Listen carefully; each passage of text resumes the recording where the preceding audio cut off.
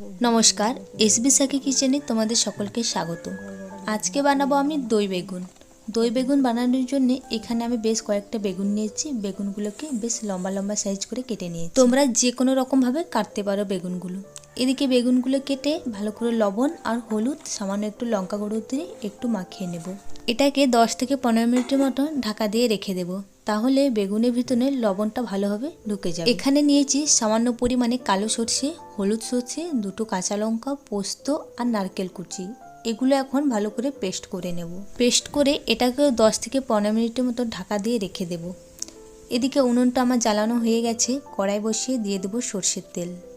সর্ষের তেলটা গরম হয়ে গেলেই সমস্ত বেগুনগুলো ভেজে নেব।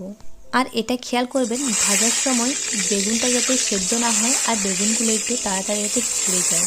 বেশি সেদ্ধ হয়ে গেলে বেগুনটা নরম হয়ে সব ভেঙে যাবে। বেগুনগুলো একটু কাঁচা অবস্থায় নামাতে হবে। আর বেগুনগুলো যাতে লাল লাল হয়ে একটু পোড়া পোড়া থাকে সেই অবস্থায় নামাতে হবে। তাহলে বেগুনগুলো দেখতেও ভালো লাগবে আর খেতেও ভালো লাগবে।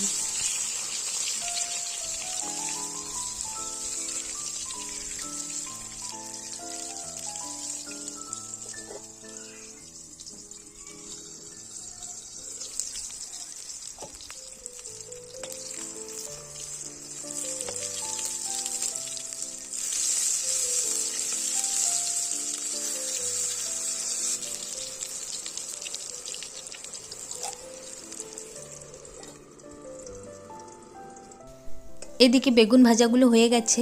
একটা প্লেটের মধ্যে সমস্ত বেগুনগুলো তুলে নেব। বাকি বেগুনগুলো এই তেলের মধ্যে ভেজে নেব একইভাবে।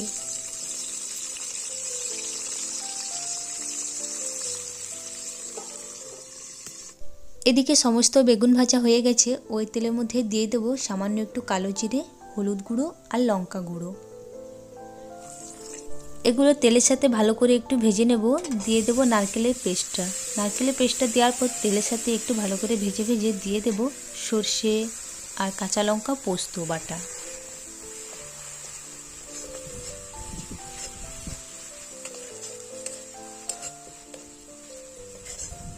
আর দিয়ে দেবো পরিমাণ মতো টক দই।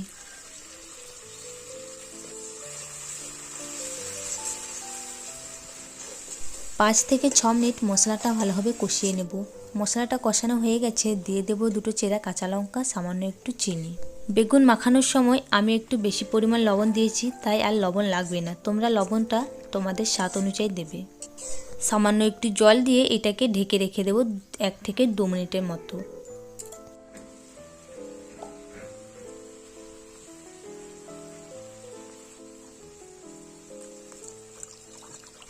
আরও সামান্য অল্প জল দিয়ে মশলার মধ্যে সমস্ত বেগুনগুলো দিয়ে দেব।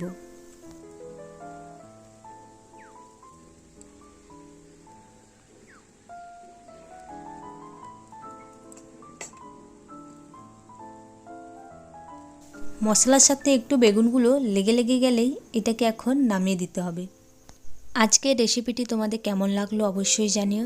রেসিপিটি ভালো লাগলে অবশ্যই লাইক, কমেন্ট, শেয়ার, সাবস্ক্রাইব করতে ভুলো না। দেখা হবে নেক্সট কোনো ভিডিওতে। তোমরা সকলে ভালো থেকো, সুস্থ থেকো।